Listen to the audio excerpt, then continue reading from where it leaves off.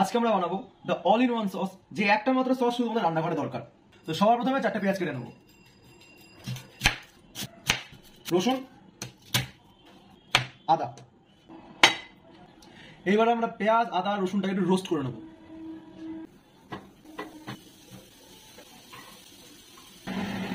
পেঁয়াজ আর রসুনগুলো এরকম চার্ড হয়ে গেলে এবারে আমরা এটাকে যেটা পেস্ট বানিয়ে নেবো। এন্ড আমাদের পেস্ট হয়ে গেছে রেডি।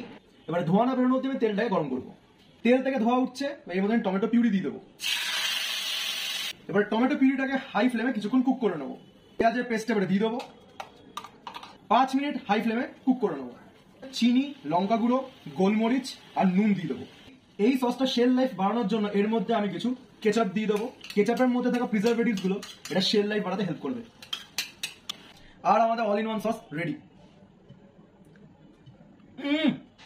মোমো, ফ্রাইড রাইস, কোনো ঝোল যেখানে স্বাদ হয়নি, তোমার কোনো আত্মীয় রান্না করতে পারে না, তার ঝোলে তো স্বাদ হয়নি, 1 চামচ দিতে আর জাস্ট পারফেক্ট।